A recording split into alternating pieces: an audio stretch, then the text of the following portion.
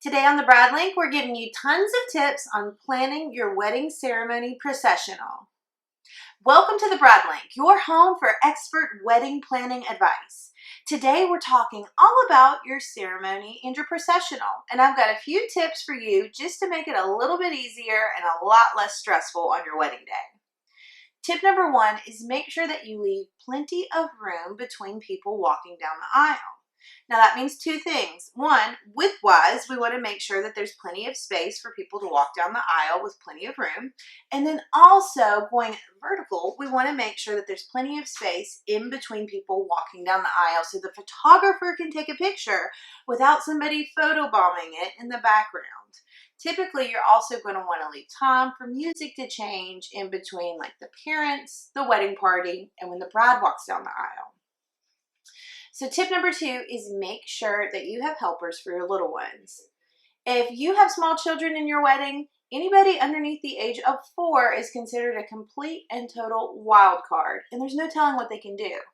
Don't worry, guests always think whatever reaction they have is absolutely adorable, but at the same time, you're going to want to have some people around that can help them get down the aisle and also be on hand to fetch them during the ceremony and take them away should they start to have some sort of emotional breakdown or they're making way too much noise. Tip number 3 is if you get nervous, just look at your partner. So this goes for bridesmaids and groomsmen, but more often than not, the couple are really going to be the nervous ones. So make sure you're making eye contact, of course, when you're walking down the aisle.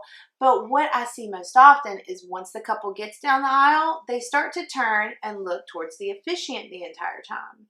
Well, the officiant's not the person you're marrying. You're marrying your fiance. So you'll get the best pictures and you'll have the most sentimental moments if you're actually looking in their eyes and not the eyes of the minister that's marrying you.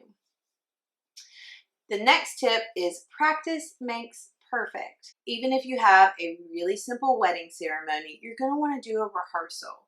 It's going to be more about the transitions. So when the bride is given away, and also when you hand your bouquet off and take your partner's hand, then it is about where people are standing.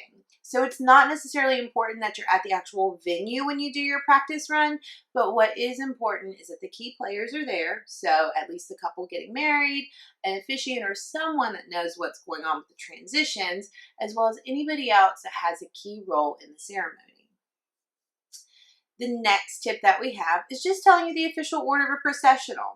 So typically you're going to want to start with the officiant, followed by grandparents, the groom's parents, the mother of the bride with an escort, then the groom, the bridesmaids and groomsmen with the maid of honor and the best man being last, the ring bearers, flower girls, and then the bride and whoever's escorting her down the aisle.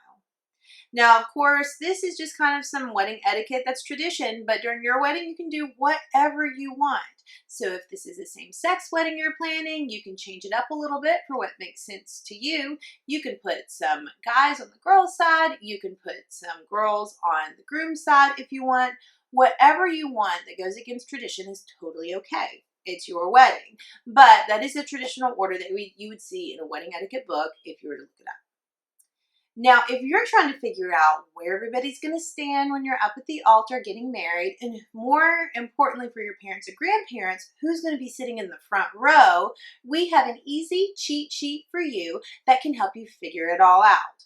You can download our free ceremony placement cheat sheet using the link below that can help you plan your wedding ceremony. For more expert wedding planning advice, follow us on thebradlink.com.